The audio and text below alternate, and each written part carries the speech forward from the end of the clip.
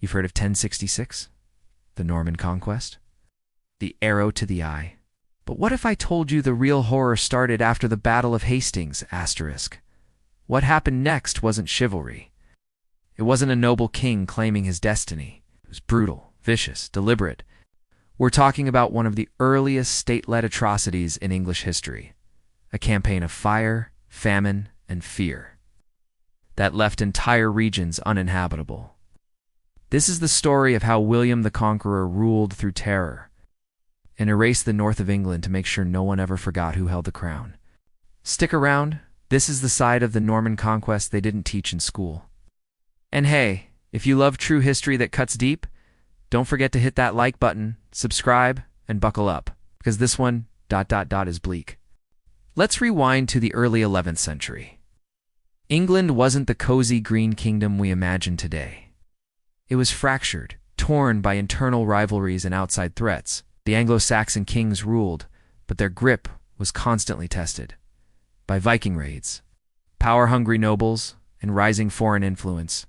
When Edward the Confessor died in January 1066 without a direct heir, it set off a succession crisis that would change Europe. Harold Godwinson, England's powerful earl, was crowned king. But his claim was disputed by two other powerful men. William of Normandy, who said Edward had promised him the throne. Harald Hardrada of Norway, who believed he had a right through a deal made decades earlier. Could think of it like a medieval version of Game of Thrones, but bloodier and with more horses. Harold first defeated Hardrada at Stamford Bridge, a massive win, but it left his army exhausted. And then, just 3 weeks later, William landed in the south. Harold had to march his army over 250 miles to meet William. On October 14, 1066, they clashed at Hastings. The English formed a strong shield wall. It looked like they might hold, until a clever Norman tactic tricked the English into breaking formation. The result? Harold was killed, the army routed, and William, the Duke of Normandy, claimed the crown of England. But that's not the end. In fact, it's barely the beginning. Chapter 2. Holding the Crown. William's problem with England, imagine this. You've just won the throne of a hostile kingdom. You don't speak the language. You're seen as a foreigner, and the people hate you.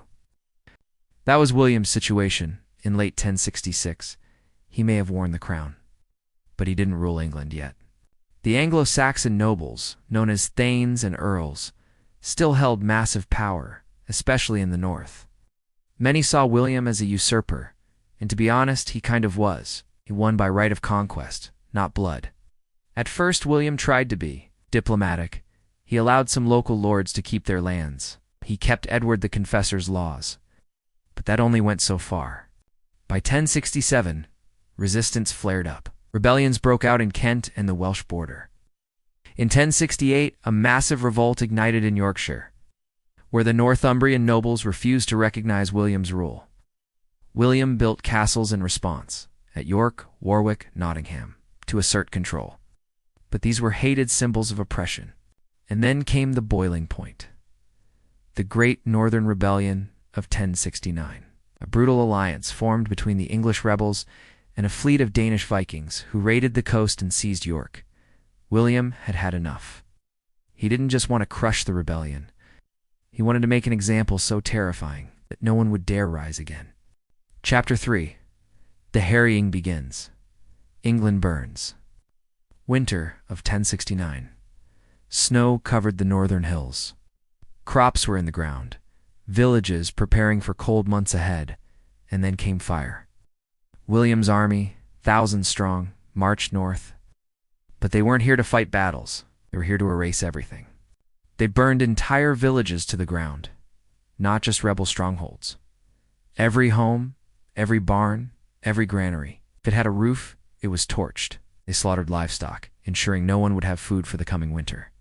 Fields were destroyed, wells were poisoned. Monasteries, once sacred, neutral places, were looted and burned. One monk wrote, "There was no village left where a man might live."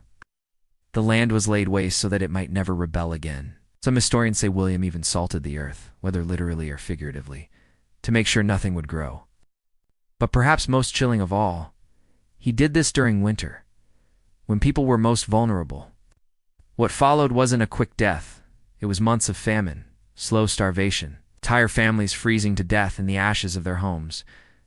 When William's troops torched the countryside in the winter of 1069, they destroyed far more than walls and roofs. They struck at the very heart of survival. Crops were ruined, livestock slaughtered, and storehouses emptied into the flames. What remained was not simply destruction, but a carefully engineered famine. At first, people may have hoped it was temporary. They might have thought, perhaps the spring will save us. Perhaps new seed can be sown. But winter in northern England is long and merciless. The soil lay frozen. The seed grain had been stolen or burned. Families huddled in the skeletal remains of their homes, staring at fields that would yield nothing come spring. It wasn't just the rebels who paid the price. William's strategy made no distinction between fighter and farmer, noble and none, child and elder. Entire communities, many who had never even taken up arms against him, were wiped away in a policy designed to break not only bodies, but spirit. The message was clear: resist, and the punishment would fall on everyone. And then the hunger began. Chroniclers describe the land as falling into a nightmare of starvation. Barns empty and animals gone, villagers scoured the woods for roots, acorns, or bark they could boil into a bitter, choking paste. Rats and dogs disappeared first, hunted by desperate hands. People gnawed on raw leather, scraps of clothing, even the bodies of the dead.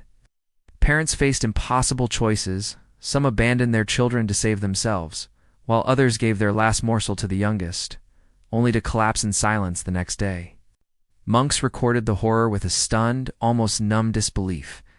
One wrote of seeing mothers cradling lifeless infants, rocking them as though motion alone could bring back warmth. Another wrote of skeletal figures wandering the roads like shadows, begging for food from neighbors who had none left to give. This was not war in the traditional sense. It was the slow, suffocating death of a people. The famine did not end when the fires went out. It stretched on through the seasons. In spring, there were no seeds left to plant. By summer, the countryside lay in eerie quiet, fields overgrown, villages empty. By autumn, any survivors faced yet another winter, this time with even less than before. The numbers remain staggering. Some accounts claim over 100,000 dead, an immense toll, especially considering the population of northern England was only a fraction of that today. In certain shires, 3 out of every 5 villages were erased, abandoned forever.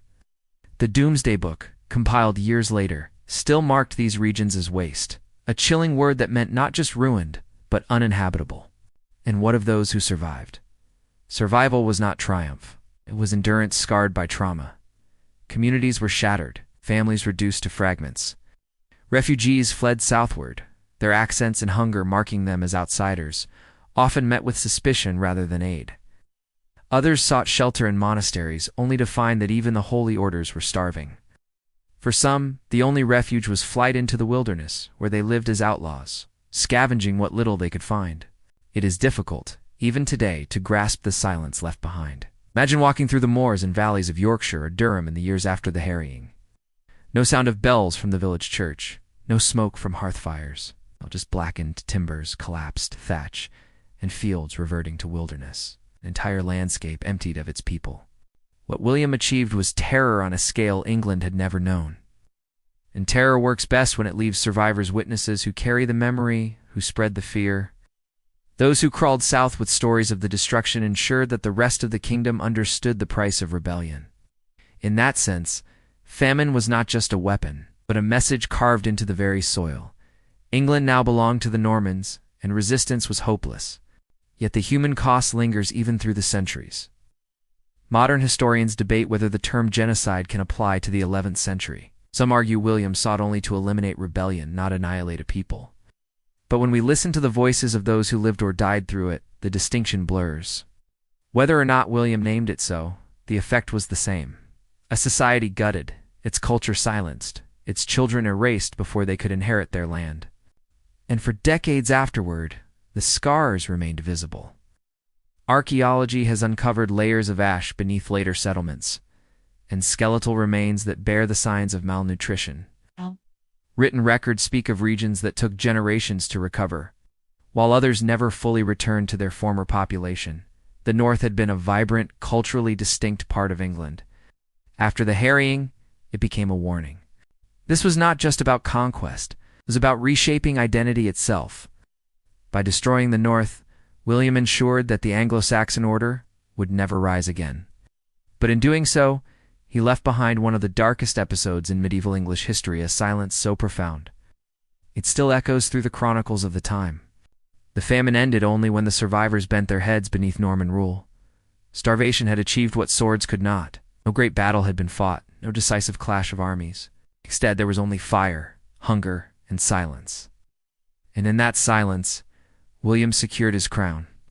Chapter 5. A New England, built on ruins. The ashes of the North did not fade quickly. They lingered like a scar across the land, a constant reminder of what resistance cost. For William, however, the devastation was not the end. It was the beginning of something larger. Out of those ruins, he forged a New England, one that would be Norman in its rulers, its language, its laws, and its very bones. The first step was simple, but absolute. Remove the old elite, the Anglo-Saxon nobility that had once governed England. Earls, thanes, and great landowners were systematically stripped of their power. Some had been killed in rebellion. Others fled into exile. Few were allowed to live, but only under Norman lords. Within a generation, the English ruling class that had shaped the kingdom for centuries was gone, replaced almost entirely by Normans loyal to William. This was not conquest in name alone. It was a complete restructuring of society. Norman knights, rewarded for their service at Hastings and in the campaigns that followed, were granted vast estates carved from English soil. Castles sprang up across the countryside, each one not merely a fortress, but a symbol. Towers of stone thrusting upward to remind the people below who now held dominion. Before 1066, castles were rare in England.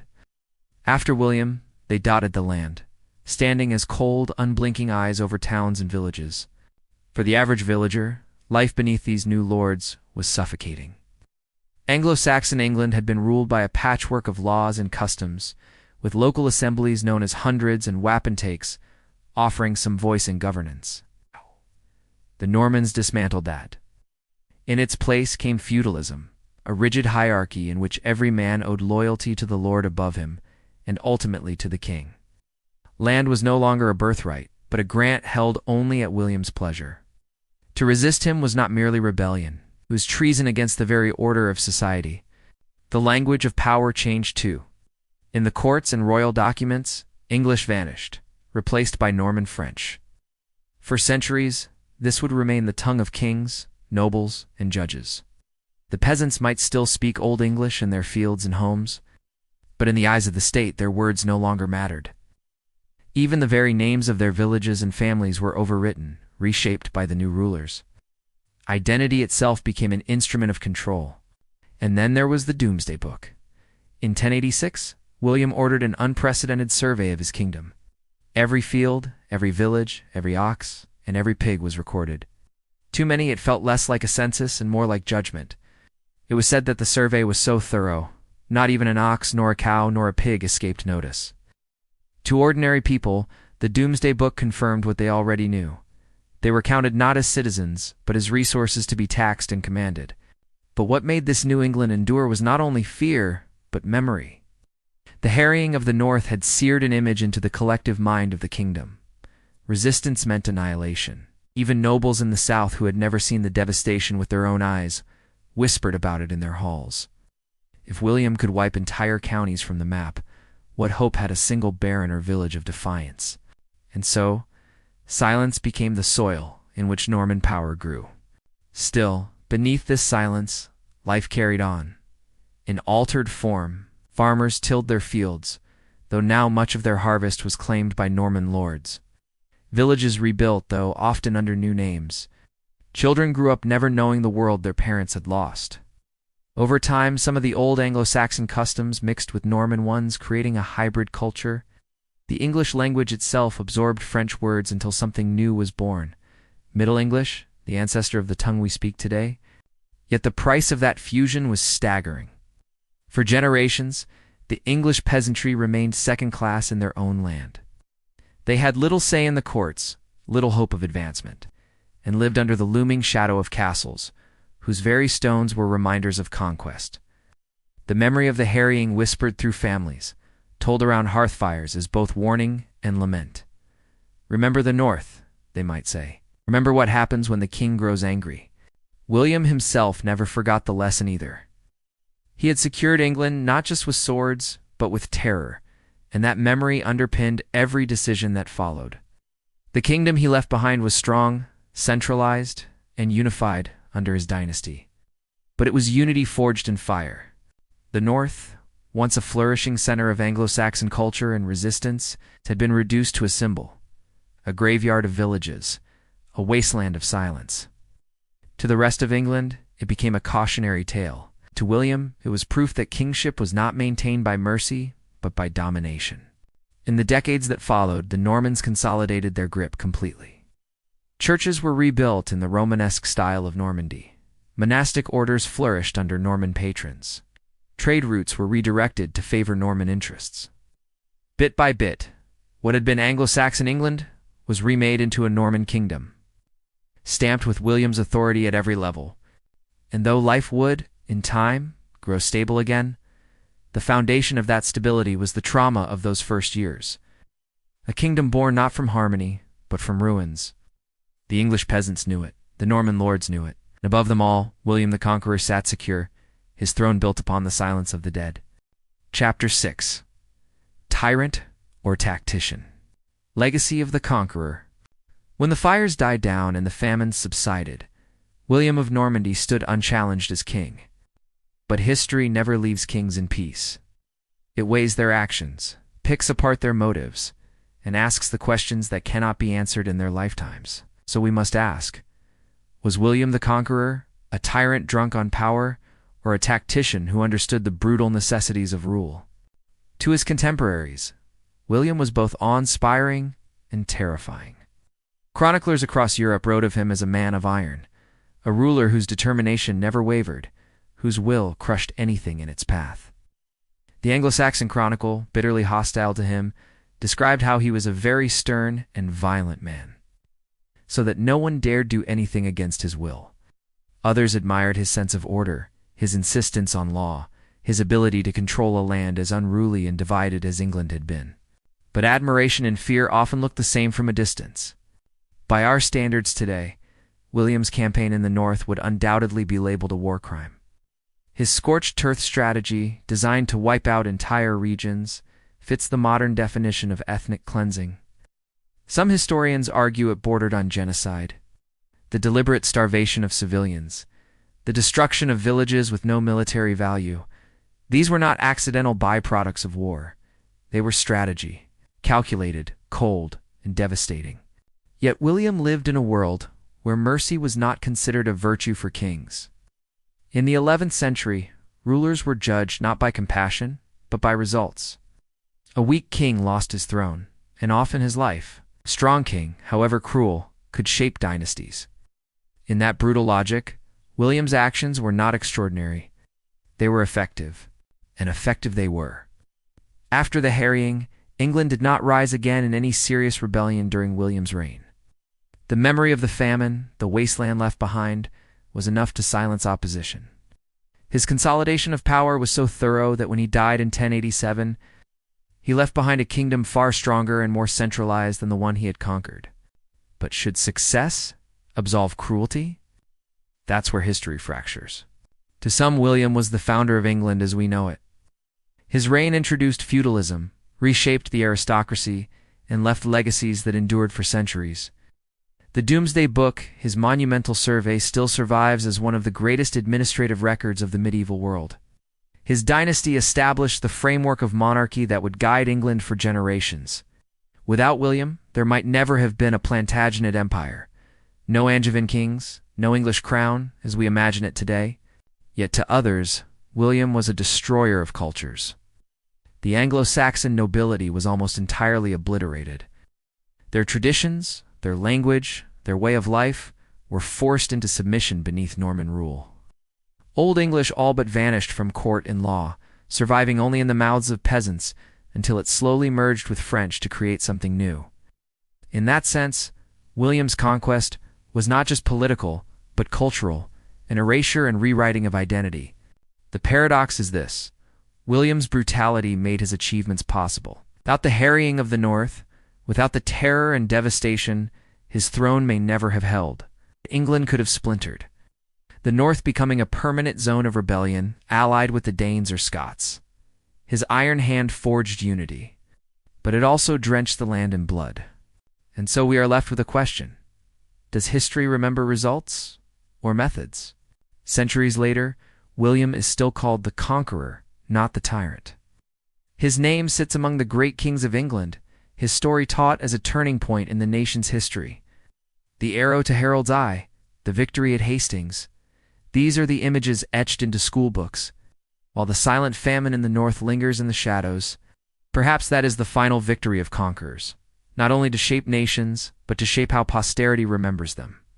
Yet history has its way of whispering the truth back to us. When we read the Chronicles, when we dig into the Doomsday Book and find vast swaths of wasteland, when we uncover the skeletal remains of starved peasants in shallow graves, the silence speaks again. It tells us that the price of William's conquest was not just a change of kings, but the death of thousands whose voices were erased. So what was William, visionary or villain? The truth is not so simple. He was both. He was a man of his time, using the tools his world offered him: fear, fire, and famine, to achieve what few rulers had ever achieved: the permanent conquest of a foreign land. But he was also a reminder of the darkest truths of power, that great nations are often built not on ideals, but on ruins. Perhaps the best way to understand William is not as a hero or a monster, but as a mirror. In him we see the relentless drive of ambition, the willingness to use cruelty for control, and the human cost buried beneath empire building. Every age must decide for itself whether that makes him a genius of statecraft or a tyrant whose throne was carved from ashes. And maybe in the end, it doesn't matter which name we give him, because for the people who lived through it, for the peasants who starved, the villages that vanished, and the voices silenced forever, the legacy of William the Conqueror was not written in chronicles or castles. It was written in hunger, in grief, and in the unending silence left behind.